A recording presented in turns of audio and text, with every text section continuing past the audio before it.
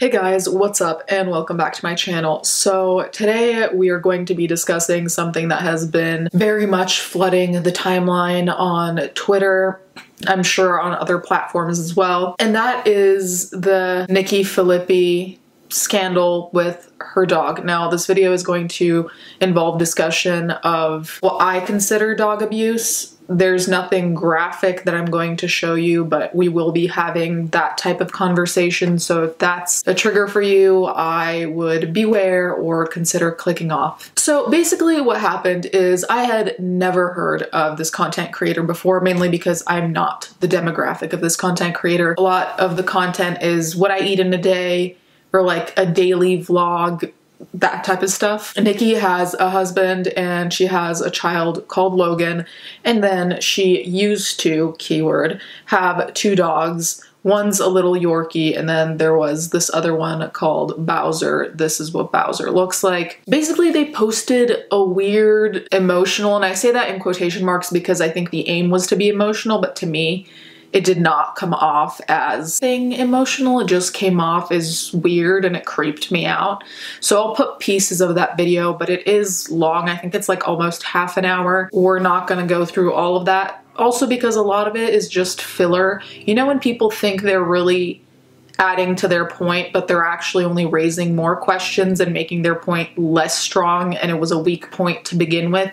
That's basically their video. If you watch it on 2 speed because truly disastrous. So in their video, they discuss their dog Bowser and how they had to put him down. And this is where everything kind of goes to shit, because when I hear that you have to put a dog down, I think, okay, he has something incurable that is affecting his quality of life, so he's living in pain, or he's extremely old and medication isn't working, something along those lines. Like very similar kind of thoughts go through my head when a dog has to be put down. Those are the first things I think of because those are the things that to me seem valid in order to avoid pain for an animal. This was not that. There was one incident that happened. Bowser got Logan in the face, and it actually happened 20 minutes before we were supposed to leave to the airport to go visit her parents. So obviously it wasn't bad, but Logan still is has a little mark. He's still healing up from a little mark on his face from Bowser's little, we call him his dolphin teeth. So and it happened in a way that, like, I mean, it almost doesn't matter because the end result was the same, but in the spirit of telling the story, it wasn't like Bowser attacked Logan. Just like you said, it was like defensive. Yeah, Logan tried to take food from him. Oh, sorry to close the window. Yeah, it happened in a moment where Logan stole food from him and, you know, really got in the mix. Like that lady said, you're always waiting for the worst thing to happen, and eventually it's like, is it going to get to a point to where someone else has to put him down, or I'm forced to do it because of something that horrible happened? Yeah, well, sorry, you look like you're about to segue into something. No, go ahead. I was going to say 2 things. One, so, I mean, geez, I have so many thoughts around this. As you guys know, we're getting ready to move, and we haven't said where, so if you're like, where are you moving? It's because we haven't said it yet. But, you know, we weren't sure what was going to happen with Bowser, because every time we move with Bowser, it is hard because he's special needs, like he said. So there's a lot that goes into transporting Bowser and even picking a new home for Bowser. Like, there's a lot to consider in that. And so it was really like, it was weird to have him attack Logan, you know, right before we're going to different places to possibly look to move. And this was not what we expected. So the way that this unfolded and what he mentioned about the comment, waiting for the next bite, we actually attempted to rehome Bowser because, like we said, we know that, I mean, he's our little, like, clown. He was our clown angel. Like, I don't, it's, sorry if I'm awkward. It's just finding the words are really awkward because it's, you know, emotional. And we contacted the Humane Society, and we had a long discussion with someone over there, and basically she made it clear to us that rehoming Bowser was not an option because he had been with us from birth, basically. I mean, Dan was he was Dan's spirit animal. Dan was his spirit human, you know, so they were bonded. And, you know, even rehoming, apparently, from what we're gathering now, when you rehome a dog, it's still like your liability if the dog were to attack someone. So it doesn't just, you don't just give the liability apparently to the next owner, supposedly. Maybe that's a state-by-state thing. As you see in the video, Nikki goes on, well, they both go on about how apparently their son Logan and Bowser had been butting heads, and how Bowser apparently bit Logan. The biting thing seemed to be a one-time incident from what I understood. And then as the video goes on, we find out that it's because Logan was like taking away Bowser's food or like poking at him, or you know how children can be very heavy-handed with animals, right? So I was confused because I was like, I thought that was a general rule, like that there's a general consensus between every single dog owner in the existing universe that you never take away food from a dog. Like even my dog, a Pekingese, she's very small, though a very big diva, I must say. But even her, if you try taking away her food, she'll growl at you, and she's never bitten anyone since we've gotten her 5 years ago. But regardless, even with the smallest of dogs, no matter what type of breed you have, realistically, should you be taking away their food or, you know, like giving them a treat and then trying to take it back? Like those are things that will piss off any dog and really any human. Like imagine you're eating and someone just takes your plate away from you. That inspires rage in me, just thinking about it. I'd be like, what the fuck is this? Bowser wouldn't, you know, Bowser wasn't going to go out of his way to aggress on Logan. So everything was fine. Like, but once he got older and he could move and he got feistier, it was Logan in Bowser's space. And Logan couldn't help but grab at him and try to steal things from him and try to interrupt him when he was eating or scream at him. And so it was almost kind of unfair to Bowser because it was like, he's a good dog-ish. I mean, we told you we had mourned him years ago thinking he was gonna have to go because of those things, but he wasn't doing really anything to Logan. But the problem was once Logan got older and once Bowser crossed that line, I mean, I don't even feel like I have to explain it. Bowser's new routine is, you know, he's got his normal corner and he's taking a rest. If Bowser's in the mood and his attention is on him, he'll walk over to Bowser, and Bowser doesn't want to get grabbed on, so he knows he has to get up and move. Every time. So he would... So he has to get up quickly. Or relaxing. It's like, yes, and it's always accompanied with a growl. So he's always it's like a grumpy growl, and I have to move, and he'll move to the next spot. And then if Logan follows him, it's a growl and move.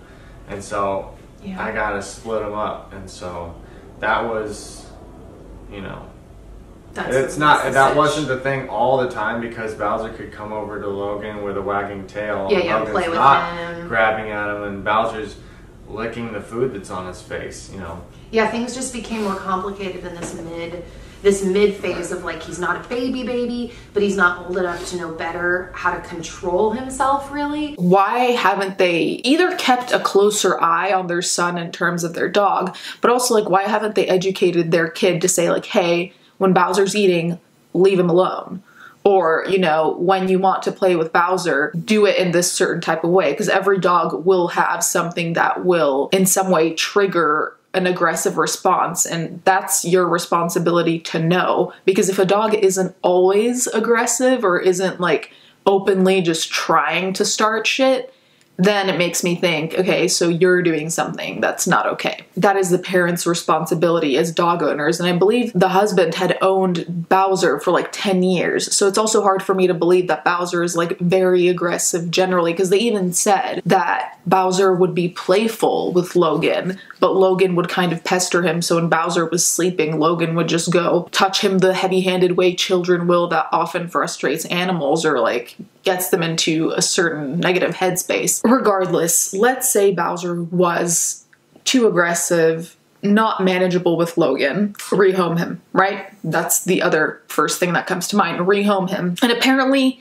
they claimed to have talked to someone at Humane Society, which Humane Society, there are things to be said about them as well. What they wanted to transmit was the idea that every specialist or everyone they talked to was like, Bowser's a lost cause, you have to put him down. Which to me is difficult to believe, because I know of actually aggressive dogs that can still be helped and that their temperament can be curved. One of my closest family friends, she's a dog trainer and then owns like a dog hotel. She's had dogs that have been like that due to trauma and shit like that, and she's been able to reform a lot of them. So to think that he was a lost cause because he once got aggravated or once got violent doesn't add up to me. They push this narrative that they had no way of like helping Bowser. Like Bowser was beyond help. He just had to be put down, case closed, which is a conclusion that they seem to just be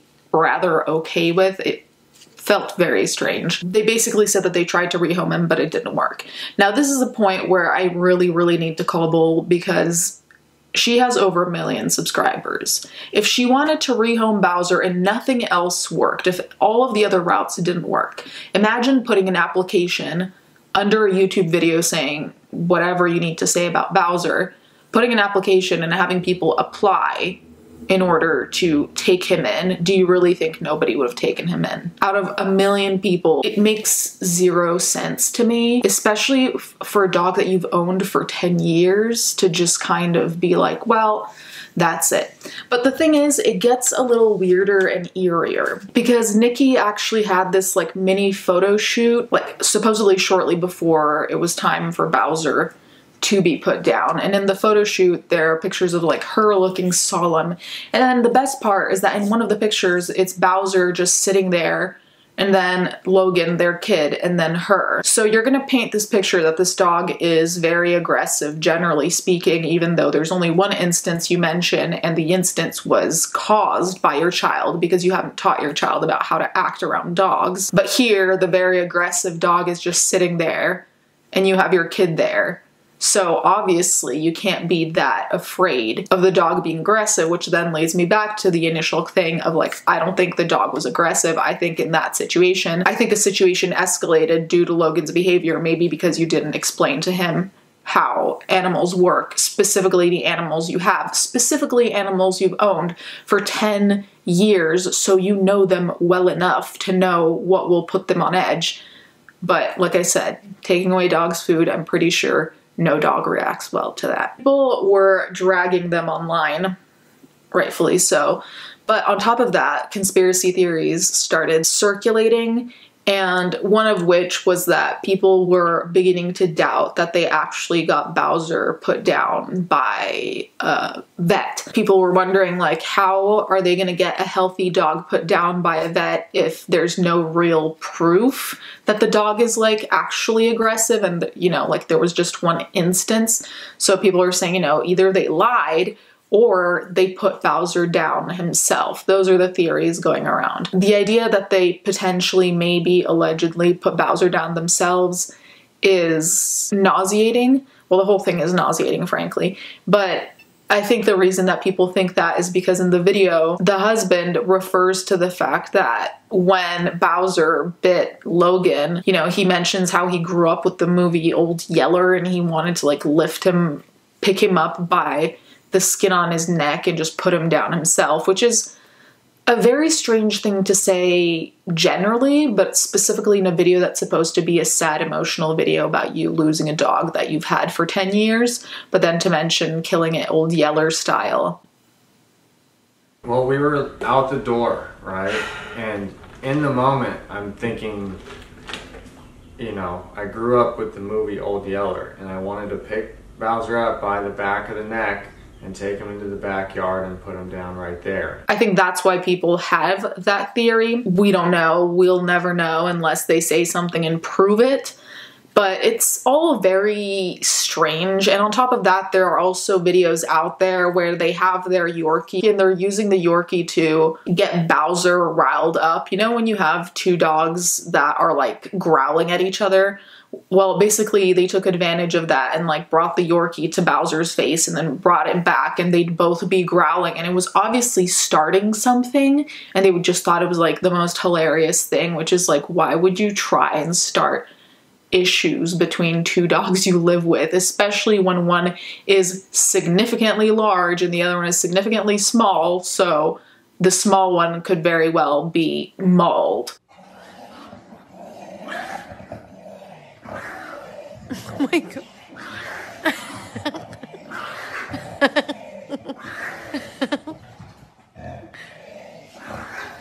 Oh my. You guys can let me know what you think in the comments down below. Thank you guys so much for watching. Thank you to my patrons as always. Let's get right into the fan art.